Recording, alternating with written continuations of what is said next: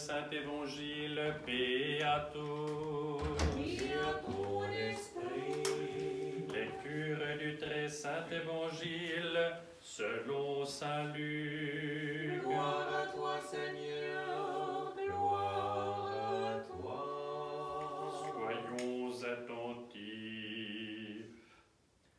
En ce temps-là, Jésus enseignait dans une synagogue le jour du sabbat.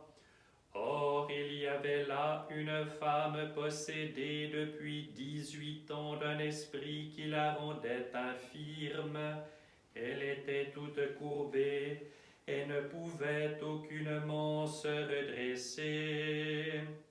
Jésus, la voyant, l'interpella et lui dit: Femme, te voilà délivrée de ton infirmité.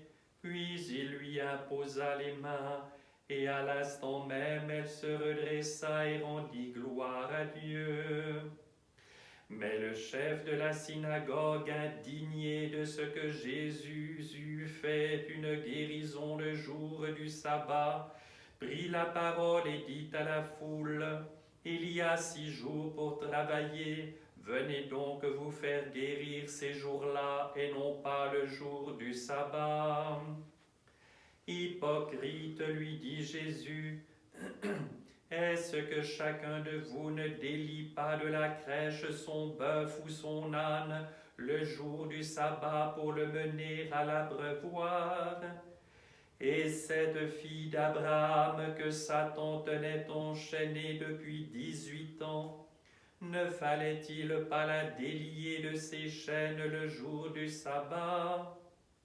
Comme il disait cela, tous ses adversaires étaient remplis de confusion, tandis que la foule entière était dans la joie de toutes les merveilles qu'il accomplissait. Gloire à toi, Seigneur, gloire à toi.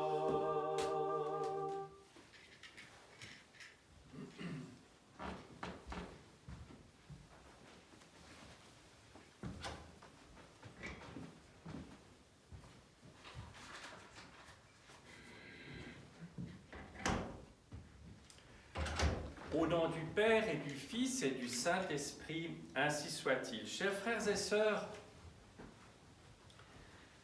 dans cette préparation à la grande et belle fête de la Nativité du Sauveur,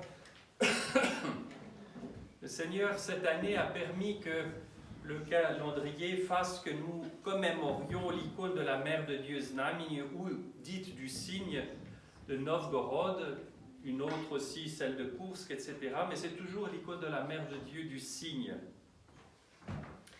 Et vous savez combien la Mère de Dieu est importante dans notre vie spirituelle, comme elle nous guide vers son divin Fils.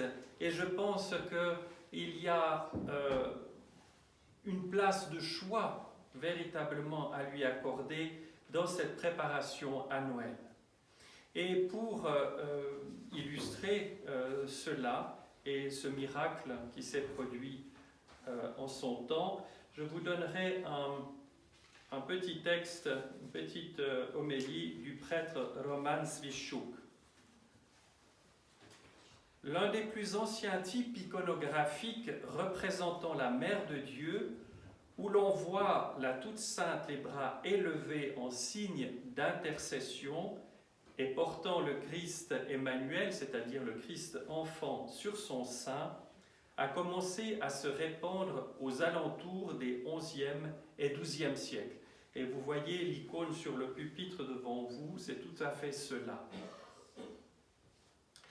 En Russie, ce type-là reçut le nom de znamenie ou du signe, c'est-à-dire signe de la miséricorde de la Mère de Dieu. On nomma ainsi des icônes de ce type à la suite d'un signe miraculeux qui survint par une icône de ce type en 1170 à Novgorod-la-Grande. En ce temps-là, une coalition de princes s'approcha dangereusement de la ville, la menaçant de représailles. Incapables de repousser les ennemis par la force, les habitants de Novgorod se tournèrent vers la très sainte Théotokos et la supplièrent de leur venir en aide. Celle-ci délivra les Novgorodiens désespérés par son intercession miraculeuse au travers au moyen de cette icône-là. Le souvenir de tels cas de phénomènes particuliers et de miracles reste vivant longtemps, et ce n'est pas sans raison. Après tout, chaque manifestation de la puissance de Dieu mérite que l'on s'en souvienne avec reconnaissance. Cela renforce la foi et constitue souvent un argument important pour ceux qui hésitent dans le chemin de la vérité. Cependant, il y a un autre aspect aux signes et prodiges divins. Dans l'Évangile selon saint Jean, il est dit « Quel signe feras-tu pour que nous voyions et te croyions ?» demanda le peuple au Seigneur, alors qu'il mangeait les 5 miches de pain et les 2 poissons miraculeusement multipliés par le Sauveur. Il venait de bénéficier de ce miracle tout à fait extraordinaire, et voilà ce qui venait à leur esprit. En réponse à de telles demandes, l'homme-dieu répondit avec un profond regret. Pourquoi cette génération cherche-t-elle un signe, un miracle ? En vérité, je vous le dis, il ne sera pas donné de signe à cette génération. Le saint moine Isaac le Syrien en parle paradoxalement. Si celui qui demande un signe à Dieu est entendu, alors le malin se glisse en lui, comme celui qui marche devant Dieu sans révérence, avec insolence, et le plonge dans de grands tourments. Autrement dit, nous ne parlons même pas de l'illusion diabolique, mais de ces vrais miracles qu'une personne demande longtemps et avec persistance à Dieu, et qui peuvent être dangereux pour une personne. C'est là que réside le véritable danger de la vie spirituelle, à savoir dans la liberté de la personne humaine que le Créateur ne limite jamais. Il s'avère que nous pouvons demander à Dieu des choses qui sont peut-être bonnes en soi, mais ne le sont pas bonnes pour nous. Et cela n'est possible que parce que, sans comprendre nos propres désirs, sans apprivoiser dans le temps l'ardeur des aspirations même bonnes, mais intempestives, nous préférons au monde de Dieu notre propre monde, pensé par nous, testé par nous et exigé par nous. De plus, il ne faut pas voir une quelconque négligence de la part du Créateur. Le Seigneur parle d'une situation similaire dans la parabole du Fils prodigue que nous connaissons. Un père aimant donne à son fils ce qu'il exige de lui, tout en réalisant pleinement les dangers associés à la vie indépendante d'un enfant inexpérimenté. Cependant, cela ne sert à rien de l'en empêcher. L'homme est appelé à goûter à la vraie vie au cours de son voyage terrestre. Et après l'avoir expérimenté, il ne choisira jamais le contraire. Nos ancêtres ont choisi autrefois la voie expérimentale par eux-mêmes de la connaissance de la vérité. Ils ne croyaient pas simplement à la parole du Créateur. Il n'est donc pas surprenant que nous continuions à explorer les limites de la lumière et de l'obscurité en nous approchant toujours à une distance dangereuse, jusqu'au moment où nous pouvons sentir que le chemin que nous avons choisi mène dans la mauvaise direction. Le Seigneur ne peut pas et ne veut pas nous priver de ce besoin ontologique de tout tester à travers notre propre existence.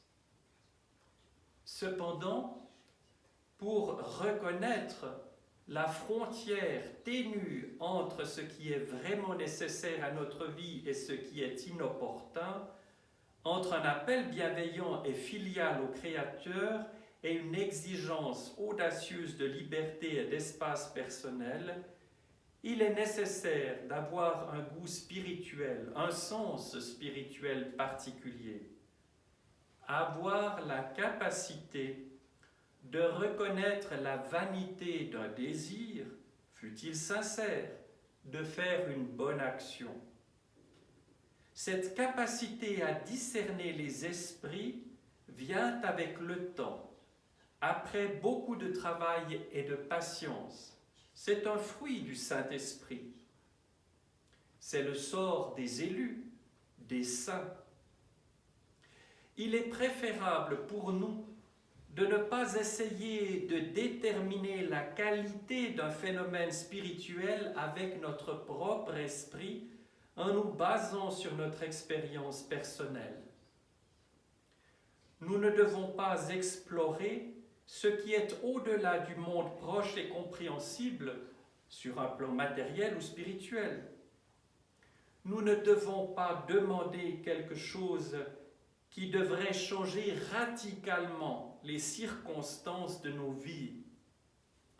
L'expérience des saints montre qu'il vaut mieux faire confiance à Dieu avec gratitude, accepter les circonstances de notre vie comme, à un degré ou à un autre, déterminées par la providence du Créateur qui est plein de bonté pour nous.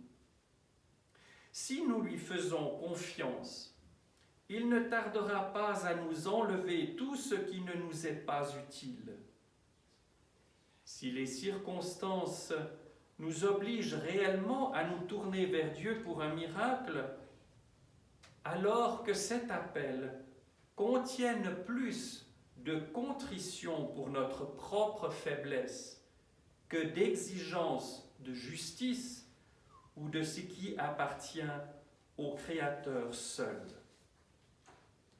Et je rajouterai une dernière chose qui guide le discernement, qui nous aide à cheminer dans notre vie spirituelle, c'est ne jamais oublier l'amour du Christ, l'amour céleste.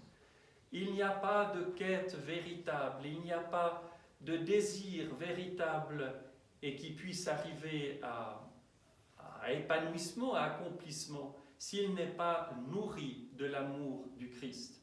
Nous ne devons jamais imaginer une seconde que le Seigneur ne nous aime pas, qu'il est dur, qu'il ne veut pas notre bien. Nous devons lui demander, si nous ne le ressentons pas, si nous n'en avons pas l'expérience, plutôt encore, eh bien demander au Saint-Esprit qu'il nous fasse connaître l'amour du Christ.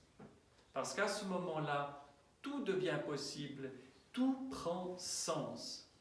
Donc, chers frères et sœurs, avançons sur ce chemin de l'avant avec confiance. Remettons notre vie dans les mains de Dieu. Ayons confiance que la Toute Sainte qui veille sur nous, que nos amis du ciel que sont les anges et les saints sont à nos côtés pour nous guider vers ce moment extraordinaire, unique de la rencontre avec Dieu, de ce moment où nous serons tout en lui et où il habitera pleinement et véritablement en nous. Au nom du Père et du Fils et du Saint-Esprit, ainsi soit-il.